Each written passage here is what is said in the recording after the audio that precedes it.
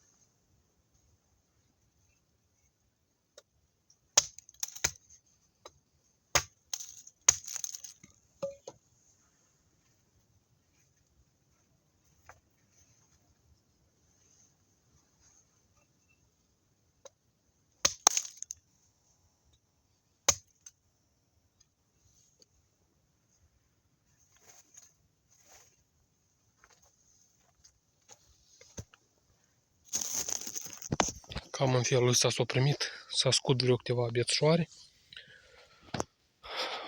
Am spus-o mai înainte ca să-mi caut ceva, mă ting pe video sau nu pe video. Am spus ca să caut ceva aici așa să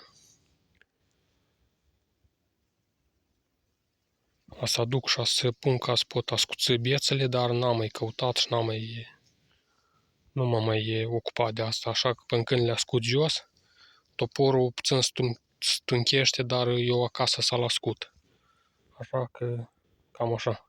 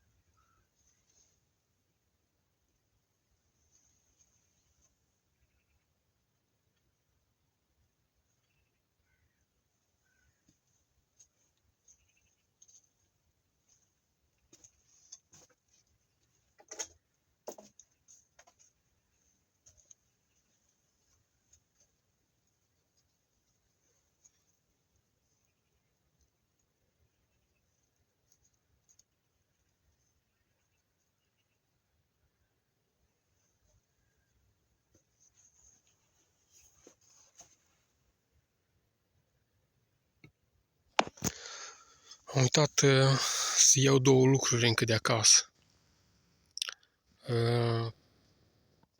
Lucru principal era acel de tăiat sârmă. Mâia n-am cu ce să tai sârmă, pur și simplu o rup cu mâna, o îndoi, dezdoi și cam greu, dar se rupe. Și a doilea lucru, am uitat să iau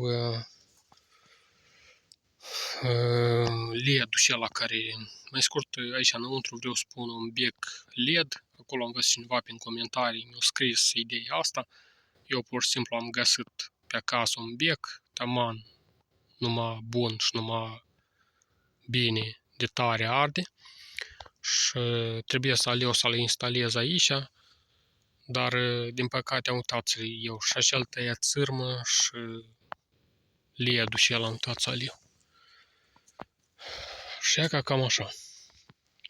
Și amuia cât aici rupem sârma, am găsit aici o bucată de țigară. Cineva aici a fost. Ori a fost în timpul nopții, puteți fost vânători, ori cineva întâmplător poate a găsit locul ăsta și coliba mea. Văd că așa e tot normal, e tot este, nu e îmblat pe nicăieri. Înăuntru am niște lucruri, văd că șed neatinsă. Puteți fost, mai precis, puteți fost vânători. Că la noi pe aici mai îmblă vânătorii foarte mulți și așa că puteți fost vânători. Și am găsit aici jos o bucată de țigară și am aruncat-o undeva pe coliană. E că tău aici, Ana.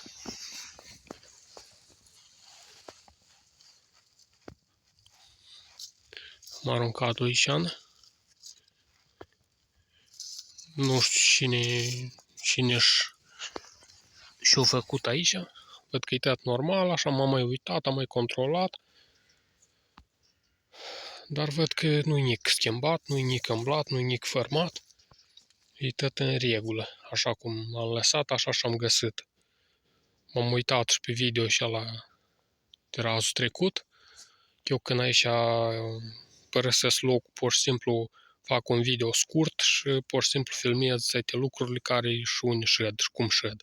Și când vin a doua oară, pur și simplu mă uit pe video și mă uit în locul și ăla, dacă este locul și ăla, ori nu este.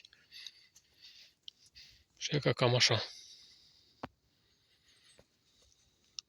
Așa că mă strădui repijor cum pot. De repijor mă strădui să rup cu mânuța sărmulițele astea. Cam greu să rup, dar încerc. Și repede, să părăsesc locul, de-am sprinde a nopta afară și mai scurt și un video așa mai puțin interesant, cred eu.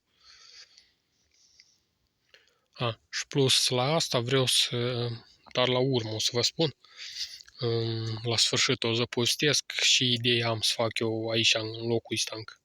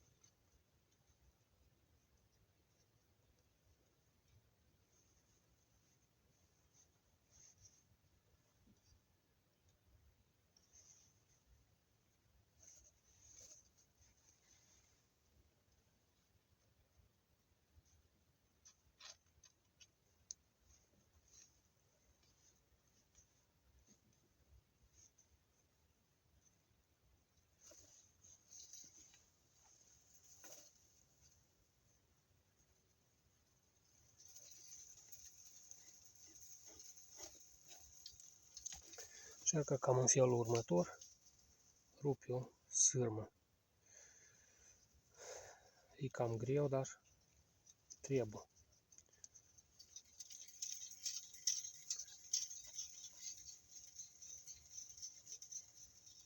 Sunt șerbântă și frigi.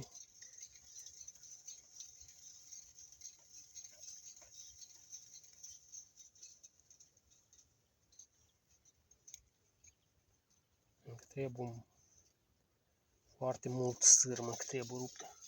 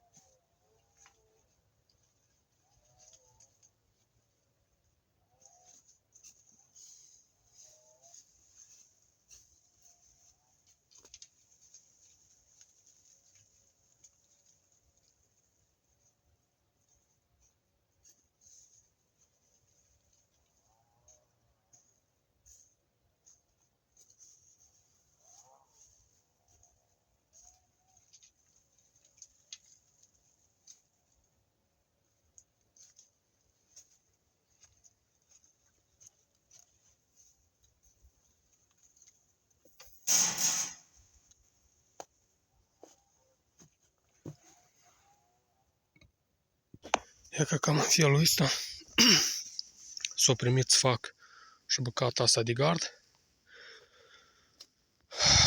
Cam așa s-o primit. Aici trebuie să mai pun încă un bățușor pe jos, așa ea să margă. Dar aici data viitoare cred că o să vin. Cred că o să filmez așa o bucățică, cum o spun, bățușorul și la pe jos pe aici. Și data viitoare am în plan să vin să fac portița asta aici. Pur și simplu vreau partea asta aici să am portiță. Să fac așa o poartă miticuță. Ei, cum? E așa undeva din antă. Să se deschidă și să închidă. Aici trebuie să vin să sep ca să pot îndrepta și să fac așa ca un fel de scurgere. Că primăvara când stopește omătul, apoi omătul care se șie pe aici, apoi apa de la omăt să nu curgă înăuntru. Înăuntru nu prea ajunge, dar oricum vreau să fac așa ca un fel de scurgere așa în coașe.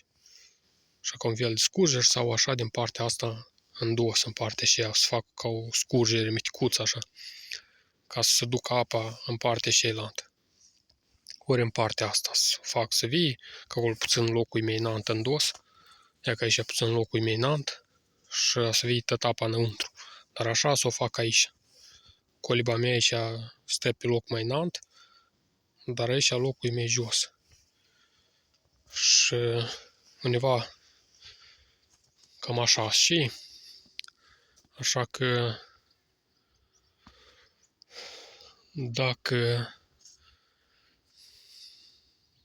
după ce o să îndrept acolo, poate o să fac și acolo o portiță miticuță, undeva acolo, și o portiță miticuță ca să pot să mă duc și la mini-grădină.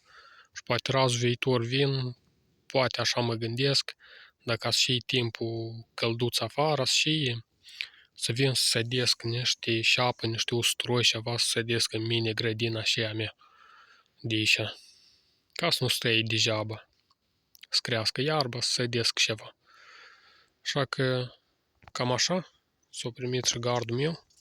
Poate nu e așa de interesant video, dar altceva nu am și face. Dacă avem așa tăiet țârmă, mai facem cât ceva așa, poate facem și poarta asta o facem. Dar așa, cu mâna să rupi țârmă, e ca așa s-a înșerbântat țârma și s-a făcut așa mâinile ca când am lucrat la de asta, cum îi spune, la mină de cărbune am lucrat. Așa că, fără acel tăiet țârmă, nu am și face azi. Așa că, raz viitor o să vin și o să instalez și LED-ul înăuntru și o să vă arăt și cum arde. Așa că cam așa. Referitor la lumina de afară și lumina din față, aici tot o să vin și o să instalez niște becuri de aici care, cum a spus acolo prin comentarii cineva, ne-a scris că consumă foarte multă lumină, foarte multă energie, consumă becurile și alea, că sunt niște becuri de tip mai vechi și consumă foarte multă energie. Mie îmi place culoarea la lumina aceea galbenă, lumina aceea galbenă, mie îmi place culoarea, mă aranjează foarte tare. Dar culoarea albă ca LED nu prea mă aranjează, dar oricum înăuntru o spun LED. Ca l-am și să nu stai degeaba acasă, să-l aduc aici și o să-l instalez și o să rămâi aici. Ori să-l fac de ăsta portabil. Pur și simplu o să vin și o să instalez ceva aici și când o să vin aici cu treabă, o să vin aici să mă odihnesc, să stau, de exemplu. O să vin să stau aici, mai ales pe timp de noapte, o să-l iau și o să vin și o să-l pun, o să-l instalez, mai scurt o să-l fac portabil și aici când îți vin numai deodată să-l pun și o să pun și acumulatorul și o să-l pornesc și el o să ardă. O să lucreze mai pe scurt. Așa că, referitor la lumina de afară, o spun becuri cele mai simple. pur și simplu mine mai tare mă aranjează, becurile mai simple. Așa că cam așa. Amuia vreau să spun și am descoperit eu aici la coliba mea ceva foarte... am descoperit ceva zilele astea, am fost aici, n-am mai filmat, pur și simplu am făcut focul și am stat și n-am făcut nimic, m-am odihnit pur și simplu așa. N-am copt nimic, nici cartofi, nici nimic. Pur și simplu am venit și am stat și n-am făcut nimic. Am făcut focul și când am făcut focul am descoperit ceva foarte minunat la coliba mea. Coliba mea, acum și o să spun, coliba mea la și pot să o mai folosesc eu, ca și.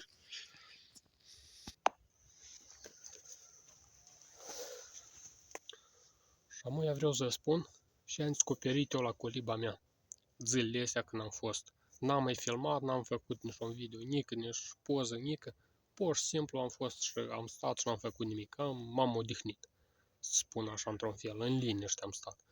Și am descoperit ceva foarte interesant la coliba mea. Pur și simplu este ceva care trebuie să corectez și apoi și am descoperit eu a să îndeplinească. Trebuie puțin ușa să o fac puțin mai mică ca să se închidă mai bine. Și dacă fac focul înăuntru bine, se încălzește și ține căldura. Și m-am gândit așa o idee. Și să vin într-o zi aici, într-o seară, undeva prin vremea asta, cât încă e ziua afară, să-mi strâng lemne, multe lemne să-mi strâng, să fac focul bine și să fac ca saună și exprimește foarte bine. Am făcut zilele astea focul înăuntru, bine am făcut și am închis ușa, n-aveți idee cât de cald era înăuntru. Puțin trebuie numai niște apă și era fix ca sauna. Și mi-a venit o idee de asta în cap, să vin într-o seară aici, undeva prin vremea asta, când e ziua afară, grămădesc lemne și să fac focul bine și să fac cald, fix ca în saună. Atunci o să vă fac așa un video și o să vă arăt cam ce rezultat ies. Dar ideea e foarte interesantă și foarte cum se primește la 100%. Așa că, dar aici în spatele meu v-am spus că vreau să îndrept pământul și ceva vreau să construiesc. Dar asta și cred că în videoclipurile următoare. Așa că eu vă spun la revedere, mulțumesc de like-uri, mulțumesc de vizualizări, mulțumesc că vă abonați și distribuiți la prietenii voștri, poate și ei le interesant ce își fac eu și se abonează și ei. Așa că eu vă spun la revedere și ne vedem peste vreo câteva zile, peste vreo 4-5 zile ne vedem în alt nou video, dar chiar poate și mâine să postez ceva. Așa că eu vă spun la revedere și pa la toți. Și ne vedem peste vreo câteva zile.